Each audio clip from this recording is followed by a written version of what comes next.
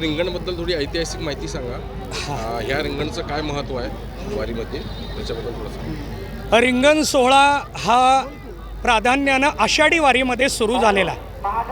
आषाढी वारीमध्ये ज्ञानोबारायांच्या पालखीमध्ये हैबत बाबा हे महान भगवत भक्त होऊन गेले. त्यांनी रिंगण सोहळा सुरू केला. रिंगण सोहळा हा एक क्रीडा विभाग आहे. जसं आपल्याकडे फुगडी खेळली जाते, फेर धरला जातो, पाऊल खेळले जातात, तसंच रिंगण केलं जातं. रिंगण याच्यामध्ये दोन प्रकार आहेत, एक उभं रिंगण आणि एक गोल रिंगण. गोल रिंगण म्हणजे पालखीला प्रदक्षिणा मारणं, याला गोल रिंगण म्हणतात. आणि उभ्या पद्धतीनं पहिला ध्वजा असतो तिथून पालखीपर्यंत उभ्या पद्धतीनं येणं याला उभं रिंगण असं म्हटलं जातं.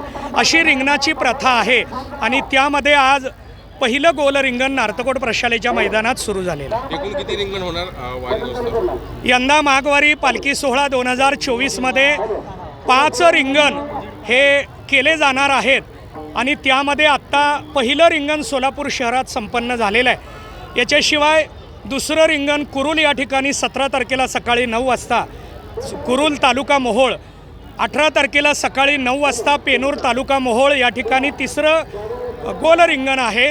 चौथं गोल रिंगण सुस्ते तालुका पंढरपूर या ठिकाणी दुपारी 4:30 वाजता 18 तारखेला केलं जाणार आहे. आणि उभं रिंगण 19 तारखेला सकाळी 9 वाजता. 19 तारीख हा छत्रपती शिवरायांचा जन्मदिवस असल्यामुळे आम्ही छत्रपती शिवरायांच्या प्रतिमेचं पूजन करून त्या दिवशी रिंगणाला प्रारंभ करणार आहोत. आजच्या रिंगणामध्ये काय वैशिष्ट्य होतं क्रीडा प्रकारामध्ये, म्हणजे जे रिंगणमध्ये धावले आहेत कोणकोणते प्रकार होते? आजच्या रिंगणामध्ये आमची जी ध्वजा आहे ही ध्वजा ज्ञानोबारायांनी खांद्यावर घेतली, तीच ध्वजा तुकाराम महाराजांनी खांद्यावर घेतली. त्या ध्वजेचा मान इतका मोठा आहे. या ध्वजेला छत्रपती शिवरायांनी आपल्या खांद्यावर घेतलं. त्याच ध्वजेला वारकरी मंडळी आपल्या खांद्यावर घेऊन पंढरपूरला जातात. ही ध्वजा म्हणजे आमची अस्मिता आहे. ही ध्वजा म्हणजे आमचं वैभव आहे. ही ध्वजा म्हणजेच आमचा प्राण आहे. या ध्वजेचं पहिलं रिंगण होतं आणि रिंगणाला प्रारंभ होतो. या ध्वजेला घेऊन धावणाऱ्यांमध्ये 5 वर्षाच्या बालकापासून 80 वर्षाच्या वृद्ध तरुण ऊर्जेनं युक्त असलेल्या भाविकापर्यंत सगळे याच्यात सहभागी होते.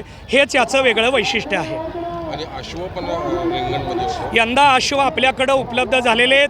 ते आषाढी वारीतील माऊलींची अश्व आहेत आणि ते माऊलींचे अश्व आपल्याला या रिंगण सोहळ्याला उपलब्ध झालेले आहेत. ते फक्त आषाढी वारीतच असतात, ते इतर कोणत्या वारीला उपलब्ध होत नाहीत. पण आपल्याला यंदा उपलब्ध झाले आणि त्यांच्या माध्यमातून रिंगण सोहळा संपन्न झाला. या रिंगण सोहळ्याचं 13वं वर्ष आहे.